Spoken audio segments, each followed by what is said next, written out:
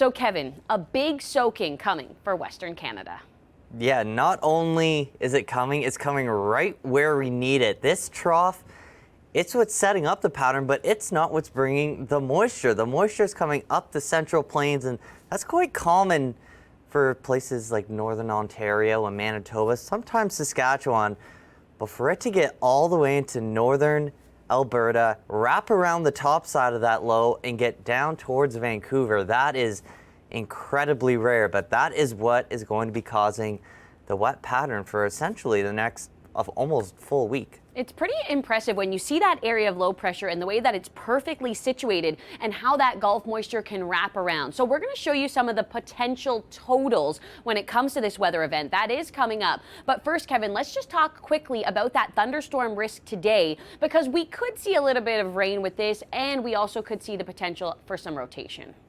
Yeah, this is the classic setup for just storms popping up along the foothills through the mid-afternoon and then gradually drifting to the northeast, and that's all thanks to that trough that's still slowly coming south. So this is going to be bringing some cold air aloft, so thunderstorms out over the prairies and some flurries over the Rockies. Yeah, the flurries, that's not something we want to hear, especially on the Father's Day weekend. We're going to talk about that in a second. You can see the thunderstorm risk lingering into Sunday as well. But Kevin, as we move beyond this area of low pressure, that's what's creating the instability, and that's the driver for this Gulf moisture. So when we talk about these big amounts of rain, how big could we possibly get?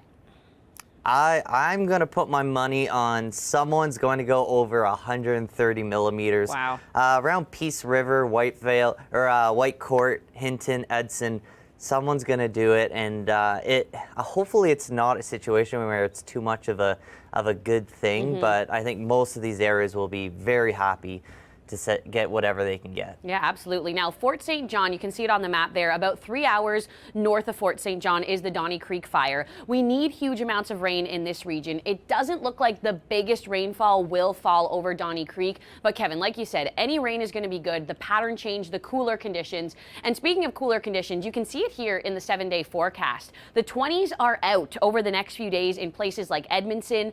Of course, to the west of Edmonton in Edson, that's another region that desperately needs the rain to help with some of the wildfires. But Kevin, I think what many people aren't expecting is this, the possibility of snow.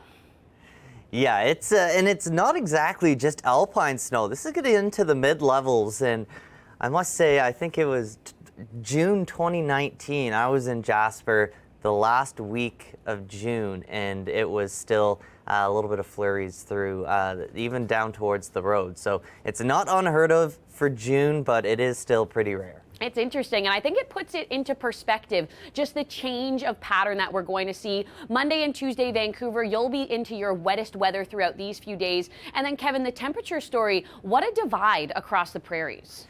Yeah, this is, again, all thanks to that flow from the Gulf. So the heat is coming up with all that moisture. So Manitoba, you're going to be on the hot and humid side. Well, unfortunately, Edmonton, you're going to be on the cold side. All right, a very interesting pattern setup, and you can all thank the Gulf Stream for this one across the prairies.